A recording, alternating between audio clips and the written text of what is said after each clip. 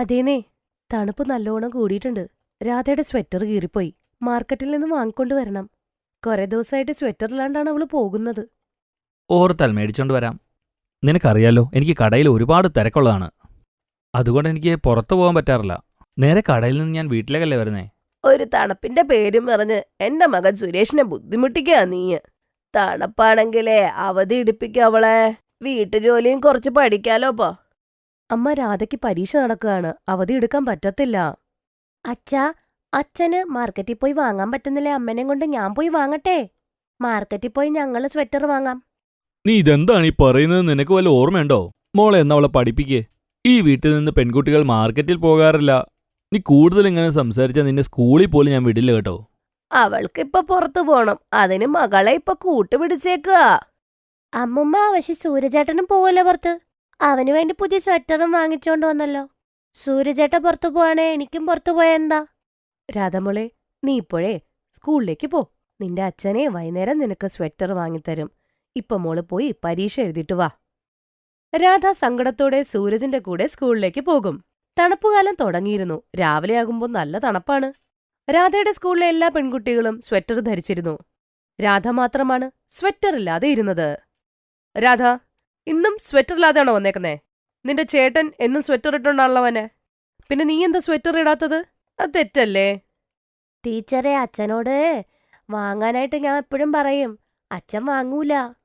നിന്റെ അച്ഛന് സമയമില്ലെങ്കിൽ നിന്റെ അമ്മയോട് പറയണം ഒരു സ്വെറ്റർ വാങ്ങിത്തരാനായിട്ട്. ടീച്ചർ, ഞങ്ങളുടെ വീട്ടിലെ പെൺകുട്ടികൾ പുറത്ത് മാർക്കറ്റിൽ പോവില്ല. അപ്പനും അമ്മൂമ്മയും അച്ഛൻ ഇങ്ങനെയൊക്കെ പറയണേ. രാധ പറയുന്നത് കേട്ട് ടീച്ചർ ഒന്ന് ഞെട്ടി. അവളുടെ പാവം പിടിച്ച മുഖം കണ്ട് ടീച്ചറിന് പിന്നെ ഒന്നും പറയാൻ തോന്നിയില്ല. വരും ദിവസങ്ങളിൽ ആരും അവൾക്ക് സ്വെറ്റർ വാങ്ങിക്കൊടുത്തില്ല. അങ്ങനെ ഒരു ദിവസം രാധ തിരിച്ച് വീട്ടിലേക്ക് വരുന്ന സമയം സ്വെറ്റർ ഇട്ടുകൊണ്ടാണ് വന്നത്. എടി പെണ്ണേ, നിനക്ക് എവിടെന്നാ ഈ സ്വെറ്റർ കിട്ടിയേ? ആര് വാങ്ങിത്തന്ന്? നിന്റെ അച്ഛൻ വാങ്ങാൻ പോയില്ലായിരുന്നല്ലോ. നീ ഒറ്റയ്ക്ക് മാർക്കറ്റിൽ പോയി വാങ്ങിയാ? രാധ, ഇത് ആരുടെ സ്വെറ്ററാണ്? കള്ളം പറയുന്നത് എന്തിനാ? നിങ്ങൾ കള്ളത്തരം വല്ലതും കാണിച്ചായിരിക്കും വാങ്ങിക്കാൻ പോയേ. പിന്നല്ലാതെ കാറ്റത്ത് പെറന്നു വരുമോ സ്വെറ്റർ? അമ്മ, എന്റെ ടീച്ചറാണ് എനിക്കിത് വാങ്ങിത്തന്നേ. ഇത്രയും ദിവസം സ്വെറ്റർ ഇല്ലാതെയല്ലേ ഞാൻ പോയത്. അപ്പൊ ടീച്ചർ എനിക്ക് വാങ്ങിത്തന്നു. അതെങ്ങനെ? നിനക്ക് വേണ്ടി എന്തിനാണ് അവർ സ്വെറ്റർ വാങ്ങിത്തരുന്നേ? ഞാനൊന്ന് പോയി ചോദിക്കട്ടെ. നമ്മളെ താഴ്ത്തി കെട്ടാനാണ് അവരുടെ ഉദ്ദേശം. അതെന്താ, ഈ വീട്ടിൽ ആണുങ്ങളൊന്നുമില്ലേ? വേറൊരു സ്ത്രീ എന്തിനാ നിനക്ക് സ്വെറ്റർ വാങ്ങിത്തരുന്നേ? ചേട്ടാ, അതൊക്കെ വിട്, വെറുതെ എന്തിനാ? ഞാൻ നാളെ തന്നെ ഇതിന്റെ പൈസയും കൊടുത്തേക്കാം. ദേഷ്യപ്പെട്ടു കഴിഞ്ഞാൽ മകളുടെ പഠിത്തത്തെ ബാധിക്കും. രാധയുടെ അമ്മ ഒരുപാട് ശ്രമിച്ചിട്ടും അച്ഛൻ അത് സമ്മതിച്ചില്ല. ദേഷ്യം കൊണ്ട് നേരെ ആ ടീച്ചറിന്റെ അടുത്തേക്ക് പോയി. ആ സമയം ടീച്ചർ സ്കൂളിൽ നിന്ന് പുറത്തിറങ്ങുന്നതേ ഉണ്ടായിരുന്നുള്ളൂ. ഹലോ മാഡം, നിങ്ങൾ കൊടുത്ത സ്വെറ്റർ എന്നാ പിടിച്ചോ. എന്റെ മകൾക്ക് നിങ്ങളുടെ സ്വെറ്ററിന്റെ ആവശ്യമൊന്നുമില്ല. ഞങ്ങളുടെ വീട്ടിൽ പെണ്ണുങ്ങൾ പോയി മാർക്കറ്റിൽ നിന്ന് സാധനം വാങ്ങാറില്ല. ആണുങ്ങളാണ് പോയി സാധനങ്ങളെല്ലാം വാങ്ങിച്ചുകൊണ്ട് വരുന്നത്. അതുകൊണ്ട് എന്നാ പിടിച്ചോ. ടീച്ചർ വിദ്യ എന്തേലും പറയുന്നതിന് മുൻപ് തന്നെ സുരേഷ് ആ സ്വെറ്റർ അവിടെ എറിഞ്ഞിട്ട് പോയി. ഇത് വെറും ഒരു സ്വെറ്ററിന്റെ കാര്യം. ഇതിനേക്കാൾ അപ്പുറം ബുദ്ധിമുട്ടാണ് മാലതിയും മകളും അവിടെ അനുഭവിച്ചുകൊണ്ടിരിക്കുന്നത്. കല്യാണം കഴിപ്പിച്ചു വിടുന്ന സമയത്ത് മാലതിയുടെ അച്ഛനമ്മയ്ക്ക് ഇതൊന്നും അറിയില്ലായിരുന്നു.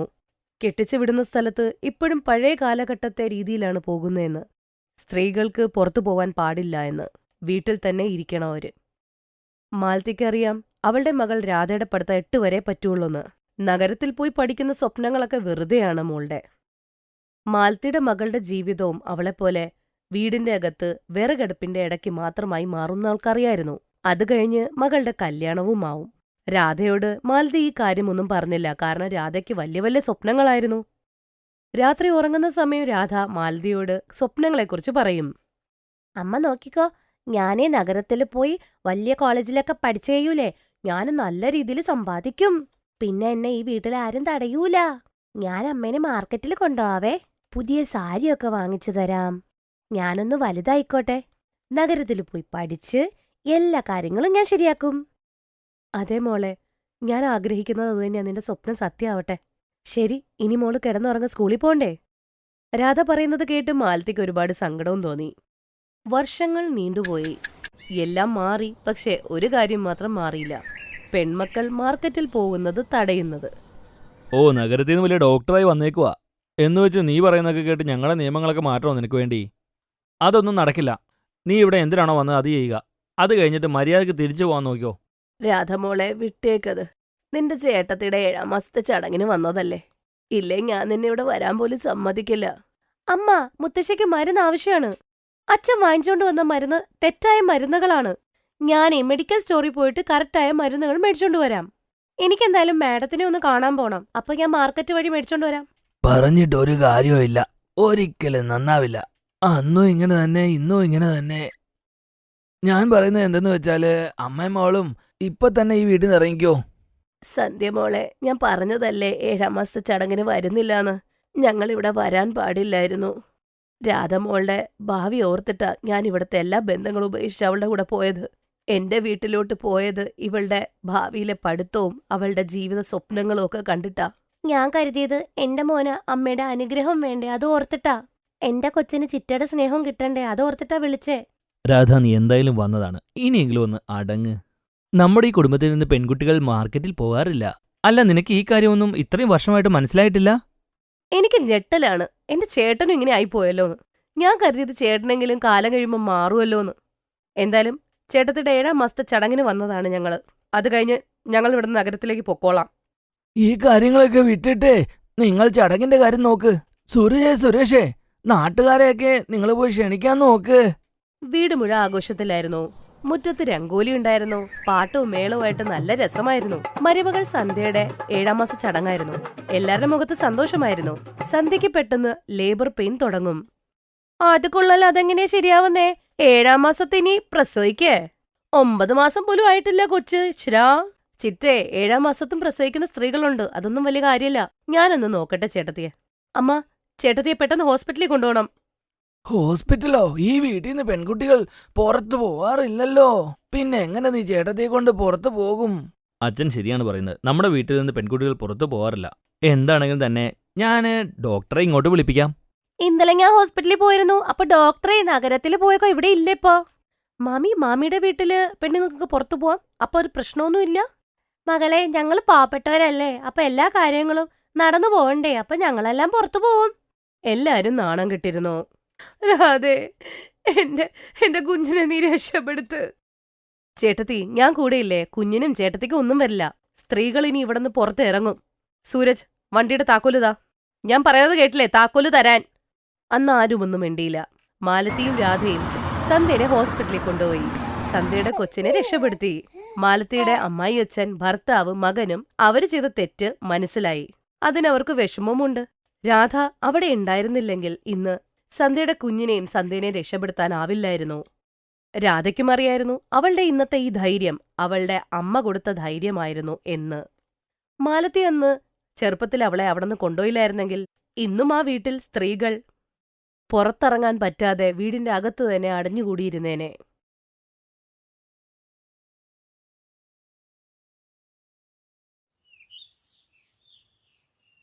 ചാരു എന്ന പെൺകുട്ടി ട്രെയിനിൽ അവളുടെ ചിറ്റമ്മയെ കാണാൻ ജോൺപൂരിലേക്ക് പോവുകയായിരുന്നു. അതേ ട്രെയിനിലിരുന്ന ആരവ് എന്ന് പറഞ്ഞ പയ്യൻ അവളുടെ സീറ്റിന്റെ നേരെ ഇരിക്കുകയായിരുന്നു. ആ പയ്യൻ ചാരുവിനെ തന്നെ നോക്കുകയായിരുന്നു. കുറച്ചേരം കഴിഞ്ഞ് ചാരു അവനെ കണ്ടു. അവളും അവനെ തന്നെ നോക്കാൻ തുടങ്ങി. ഒറ്റ നോട്ടത്തിൽ രണ്ടുപേർക്കും അങ്ങോട്ടും ഇങ്ങോട്ടും ചെറിയ പ്രണയം തുടങ്ങി. ആരവ് അത്യാവശ്യം നല്ല വീട്ടിലെയായിരുന്നു. ചാരു ആണെങ്കിൽ പാവപ്പെട്ട വീട്ടിലെ. ഹലോ, എന്റെ പേര് ആരവെന്നാണ്. എന്താ നിങ്ങളുടെ പേര്? എന്റെ പേര് ചാരു. ആഹാ, നല്ല പേരാണല്ലോ. അവൾ അവനോട് പേരും ചോദിച്ചു. അങ്ങനെ രണ്ടുപേരും ട്രെയിനിലിരുന്ന് അങ്ങോട്ടും ഇങ്ങോട്ടും സംസാരം തുടങ്ങി. കുറച്ചു കഴിഞ്ഞപ്പോ ചാരു ഇറങ്ങേണ്ട സ്റ്റേഷനെത്തി. സംസാരിച്ച് സമയം പോയതറിഞ്ഞില്ല. നിങ്ങളെ പരിചയപ്പെട്ടതിൽ സന്തോഷമുണ്ട്. നമ്പർ ഒന്ന് തരുമോ? അതെ, എനിക്കും ഒരുപാട് സന്തോഷം തോന്നി നിങ്ങളെ കണ്ടിട്ട്. പക്ഷേ എനിക്ക് ഫോണില്ല. ആണോ? അത് കുഴപ്പമില്ല. തിരിച്ചെപ്പോഴാ പോകുന്നത്? ആ ദിവസം ഞാൻ നിങ്ങളെ കാത്തി പ്ലാറ്റ്ഫോമിലുണ്ടാകും. 2 ദിവസം കഴിഞ്ഞ്. നാളത്തെ കഴിഞ്ഞ് എനിക്ക് രാവിലെ 9 മണിയുടെ ട്രെയിനാ. ഇത് പറഞ്ഞ് നേരെ ചാരു അവളുടെ ചിറ്റയുടെ വീട്ടിലേക്ക് പോകും. 2 ദിവസം കഴിഞ്ഞ് ചാരു ചിറ്റയുടെ വീട്ടിൽ നിന്നും പുറപ്പെട്ടു. ആരോ അവിടെ അവൾക്ക് വേണ്ടി കാത്തിരിക്കുകയായിരുന്നു. ആരോ, നിങ്ങളെന്താ ഇവിടെ? ഞാൻ നിന്നെ കാത്തിരിക്കുമായിരുന്നു. നോക്ക്, ഞാൻ നിനക്ക് വേണ്ടി ഒരു ഫോൺ വാങ്ങി. പ്ലീസ്, വേണ്ടെന്ന് പറയരുത്. ആദ്യമായാണ് ഞാൻ നിനക്കൊരു ഗിഫ്റ്റ് വാങ്ങിയത്. പിന്നില്ലേ, ഇത് ഞാൻ എനിക്ക് വേണ്ടി ചെയ്യുന്നതാണ്. എനിക്ക് നിന്നോട് കണക്റ്റ് ആയിരിക്കാനാണ്. അവൾ ആ ഫോൺ അവൻ്റെ നിന്ന് വാങ്ങി. അങ്ങനെ രണ്ടുപേരും അങ്ങോട്ടും ഇങ്ങോട്ടും സംസാരം തുടങ്ങി. അങ്ങനെ അവര് സംസാരിച്ച് കൂടുതൽ അടുത്തുപോയി. കുറച്ചു ദിവസം കഴിഞ്ഞ് ചാരുവിന്റെയും ആരവിന്റെയും കല്യാണം കഴിഞ്ഞു. ചാരു കല്യാണം കഴിഞ്ഞെത്തിയത് ഒരു വലിയ വീട്ടിലേക്കായിരുന്നു. ചാരു, എന്റെ ലഞ്ച് പാക്ക് ചെയ്ത് തരൂ. എനിക്ക് ജോലിക്ക് പോകണ്ടേ? ഇപ്പൊ കൊണ്ടുവരാം. ചാരു ഒപ്പം തന്നെ ഭക്ഷണം റെഡിയാക്കി അവന് കൊടുക്കും. ആരവ് ഒപ്പം തന്നെ ഓഫീസിലേക്ക് പുറപ്പെടും. ഓഫീസിൽ എത്തിക്കഴിയുമ്പോഴാണ് ആരവ് അറിയുന്നത് ഇന്ന് വൈകുന്നേരം ഒഫീഷ്യൽ പാർട്ടി നടക്കുന്നു. ആ പാർട്ടിയിലേക്ക് അവന്റെ ഭാര്യേനെ എല്ലാരും കൊണ്ടുവരാൻ പറയുന്നു. വൈകുന്നേരം ആവുമ്പോ ചാരുവിന്റെ അടുത്ത് വന്ന് അവൻ ആ കാര്യം പറയും. അതെ ചാരു, ഇന്ന് വൈകിട്ട് എന്റെ ഓഫീസിൽ ഒരു ഒഫീഷ്യൽ പാർട്ടിയുണ്ട്. അതെ, ഓഫീസിൽ എല്ലാവരും നിന്നെയും കൊണ്ടുവരണമെന്ന് പറഞ്ഞു. നിന്നെ കാണണമെന്ന് എല്ലാവരും പറഞ്ഞു. ഓഫീസ് പാർട്ടിക്ക് ഞാൻ വരണമെന്നോ? അയ്യോ, ഞാനില്ല, നിങ്ങൾ തന്നെ വെക്കോ. പാർട്ടിക്കിടാൻ പറ്റിയ ഡ്രസ്സൊന്നും എന്റെ കയ്യിലില്ല കേട്ടോ. ഏതെങ്കിലും സാരി ഉടുത്താൽ മതി. പറ്റില്ലെന്ന് പറയരുത് കേട്ടോ. ആരവിന്റെ നിർബന്ധപ്രകാരം സാരി ഉടുത്ത് ചാരു പാർട്ടിയിലേക്ക് പോകും. ചാരു പുതുപ്പെണ്ണായിരുന്നു എങ്കിലും പക്ഷെ അവളുടെ സാരി അത്ര ഭംഗിയുള്ളതായിരുന്നില്ല. അത് കാരണം എല്ലാവരും അവളെ കളിയാക്കുകയായിരുന്നു.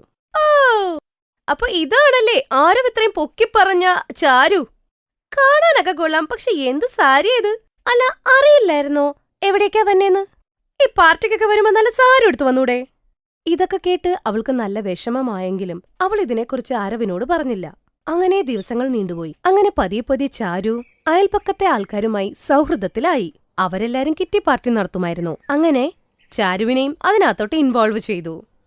കുറച്ചു ദിവസം കഴിഞ്ഞ് ചാരു അവളുടെ ഫസ്റ്റ് കിറ്റി പാർട്ടിയിൽ പോകുമ്പോ അവിടെ എല്ലാവരും നല്ല വസ്ത്രങ്ങൾ ധരിച്ചിരുന്നു. ചാരുവിന്റെ സാരി അത്ര ഭംഗിയുള്ളതായിരുന്നില്ല. അവള് മിണ്ടാതെ ഒരു മൂലയ്ക്ക് ഇരിക്കുകയായിരുന്നു. അവിടുത്തെ സ്ത്രീകളെല്ലാം അവളെ കണ്ട് ഓരോന്നും പറഞ്ഞുകൊണ്ടിരിക്കുകയായിരുന്നു. ഇത് കണ്ട് അവൾക്ക് ഒരുപാട് സങ്കടമായി. അതിനുശേഷം ചാരു വീട്ടിൽ വന്ന് അമ്മായിയമ്മയോട് പറയും, അമ്മ, എനിക്ക് കുറച്ച് നല്ല സാരി വാങ്ങിത്തരാമോ? അതും വില കൂടിയത്. അതെന്താന്ന് വെച്ചാ പാർട്ടിക്കൊക്കെ പോവാൻ പറ്റിയ സാരി ഒന്നും എന്റേലില്ല. കിറ്റി പാർട്ടിയിൽ പോലും എല്ലാരും വില കൂടിയതാ ഇടുന്നേ. എന്റെ അടുത്തുള്ളതൊക്കെ നോർമൽ സാരിയാ. മോളെ, ആദ്യം ഇരുന്നിട്ട് കാല് നീട്ട്. എന്താണിപ്പോ പെട്ടെന്ന്? എന്റെ ഭാഗ്യാണ് ഈ വീട്ടിൽ വന്ന് കേറിയത് തന്നെ. എന്റെ ഇഷ്ടപ്രകാരം അല്ല അവൻ കെട്ടിയത്, അവന്റെ ഇഷ്ടത്തിനാ നിന്നെ കെട്ടിയത്. വില കൂടിയ സാരി വേണമെന്നൊക്കെ ഉള്ള സ്വപ്നം മാറ്റിയേരെ. ഉള്ളതൊക്കെ കൊടുത്താ മതി. ഇനി വില കൂടിയ സാരി നിനക്ക് കിട്ടേ പറ്റുള്ളൂ എന്നുണ്ടെങ്കിൽ നിന്റെ വീട്ടുകാരെ വിളിച്ച് പറ അവിടെ നിന്ന് എന്തെങ്കിലും തരാൻ. കല്യാണം കഴിഞ്ഞപ്പോഴോ ഒന്നും തന്നില്ല, പോയി വാങ്ങ്. ആഹാ, ചാരു എന്തൊക്കെയുണ്ട്? ചാരുവിന്റെ സാധാരണ സാരി കണ്ട് എല്ലാരും അവളോട് ചോദിക്കും, അതെ ചാരു, നിന്റെ അടുത്ത് വേറെ നല്ല സാരിയൊന്നും ഇല്ലേ? എന്റെ അമ്മായിയമ്മ എനിക്ക് വാങ്ങി തരൂല. ഇതെല്ലാം കേട്ടപ്പോ അവളുടെ കൂട്ടുകാരികൾ അവളോട് മോഷ്ടിക്കാനായിട്ട് പറഞ്ഞു കൊടുക്കും. അങ്ങനെ ഈ കാര്യം ചാരുവിന്റെ മനസ്സിൽ കയറി. അങ്ങനെ അവൾ അമ്മായിയമ്മയുടെ പണപ്പെട്ടിയിൽ നിന്നും പണം മോഷ്ടിക്കാൻ തീരുമാനിച്ചു. അങ്ങനെ അവൾ 20,000 രൂപ പണപ്പെട്ടിയിൽ നിന്ന് എടുക്കും. അടുത്ത കിട്ടിപ്പാട്ടിക്ക് പോകുമ്പോ വില കൂടിയ സാരി ഉടുത്തോണ്ട് പോകും. അയ്യോ, നീ പറഞ്ഞത് എത്ര നന്നായി. നേരെ ചോദിച്ചിട്ട് തരാത്തത്. ഇതുപോലെ എടുത്താ കുഴപ്പമൊന്നുമില്ലല്ലേ? ചാരുവിനിത് ശീലമായി മാറി. അവൾ അങ്ങനെ അമ്മായിയമ്മയുടെ പണപ്പെട്ടിയിൽ നിന്നും ഇടയ്ക്കിടയ്ക്ക് മോഷ്ടിക്കാൻ തുടങ്ങി. അമ്മായിയമ്മയ്ക്ക് ഇടയ്ക്ക് സംശയം തോന്നുമ്പോൾ അവള് അമ്മായിയമ്മയ്ക്ക് ഓർമ്മക്കുറവുണ്ടെന്ന് പറഞ്ഞു മാറ്റും. ആണോ, ശരിയാ, ഞാൻ മറന്നുപോയതായിരിക്കും. ഇത്രേ പൈസ ഞാൻ വച്ചിട്ടുണ്ടാവുള്ളായിരിക്കും അല്ലേ? അല്ല, ഈ സാരി എവിടുന്നാ? വില കൂടിയ സാരിയാണെന്ന് കണ്ടിട്ട് തോന്നുന്നു. അത് ആരവിന്റെ കൂട്ടുകാരന്റെ ഭാര്യ എനിക്ക് ഗിഫ്റ്റ് ചെയ്തതാ. അങ്ങനെ എല്ലാ പാർട്ടിക്കും അവള് വില കൂടിയ സാരി ഉടുത്തു പോകാൻ തുടങ്ങി. അങ്ങനെ ഒരു ദിവസം, അമ്മ, ഞാനേ പാർട്ടിക്ക് പോവാണേ, വീട്ടിലെ എല്ലാ ജോലിയും ചെയ്തിട്ടുണ്ടേ. ചാരു പുതിയ സാരി ഉടുത്തതിന്റെ ഗമയിൽ അമ്മായിയമ്മോട് ടാറ്റ പറഞ്ഞിട്ട് അവിടുന്ന് പോകും. സരള ആലോചിച്ചോണ്ടിരുന്നു, ഞാൻ അവൾക്ക് സാരി വാങ്ങി കൊടുത്തിട്ടില്ല. ചാരു അമ്മായിയമ്മയുടെ അലമാരയുടെ അടുത്തെത്തും. അന്നേ ദിവസം ഒരു മാല മോഷ്ടിക്കാൻ നിൽക്കും. അപ്പോഴേക്കും അവിടെ അമ്മായിയമ്മ എത്തും. അമ്മായിയമ്മയെ കണ്ടതോടെ അവൾ അങ്ങ് ഭയന്നുപോയി. അവളുടെ അമ്മായിയമ്മ അവള് മോഷ്ടിക്കുന്നത് കയ്യോടെ തന്നെ പൊക്കുകയും ചെയ്തു. മോളെ, നീ ഇതെന്താ ചെയ്യുന്നത്? എന്റെ അലമാരയുടെ അടുത്ത്? അമ്മ, അത് ഞാന് അമ്മയുടെ അലമാര തുറന്നു കിടക്കായിരുന്നു. അത് കണ്ടിട്ട് അടയ്ക്കാൻ വേണ്ടി വന്നതാ ഞാൻ. നീ വീണ്ടും കള്ളം പറയുകയാണല്ലേ? നീ മോഷ്ടിച്ചത് ഞാൻ നേരിട്ട് കണ്ടോണ്ടിരിക്കുകയാണ്. എന്തിനാ മോളെ, മതി നിർത്ത്, കള്ളം പറഞ്ഞത് മതി. ഇപ്പോഴല്ലേ മനസ്സിലായത് നിനക്ക് പുതിയ സാരി ഉടുക്കണേന്റെ ഭ്രമത്തിൽ നീ വീട്ടിൽ നിന്ന് തന്നെ മോഷ്ടിക്കാൻ തുടങ്ങിയല്ലേ? ഞാൻ അന്നതൊക്കെ പറഞ്ഞത് നിന്നെ നോക്കാൻ തന്നെയായിരുന്നു, നീ എവിടം വരെ ചെല്ലുവെന്ന്. ഞാൻ നിനക്ക് ഈ വീടിന്റെ എല്ലാ ഉത്തരവാദിത്തം തരായിരുന്നതാ, പക്ഷെ നീ എന്റെ വിശ്വാസം തകർത്തു. അപ്പോഴേക്കും അവിടെ ആരവെത്തും. എനിക്കറിയില്ലായിരുന്നു ചാരു, നീ ഇങ്ങനെയൊക്കെ ചെയ്യുമെന്ന്. ഇത് കേട്ട് ചാരു കരഞ്ഞുകൊണ്ട് അവള് ചെയ്ത തെറ്റ് മനസ്സിലാക്കി രണ്ടുപേരെടുത്ത് മാപ്പ് പറയും. അവള് ചെയ്തത് വലിയൊരു തെറ്റാന്ന് മനസ്സിലായി. അവള് മാപ്പ് ചോദിച്ചപ്പോൾ ആരവും അമ്മായിയമ്മയും ക്ഷമിച്ചു. അവര് വീണ്ടും അവളെ വിശ്വസിക്കാൻ തുടങ്ങി. അങ്ങനെ അമ്മായിയമ്മ ചാരുവിന് എല്ലാ ഉത്തരവാദിത്വവും കൊടുക്കും. Thanks for watching.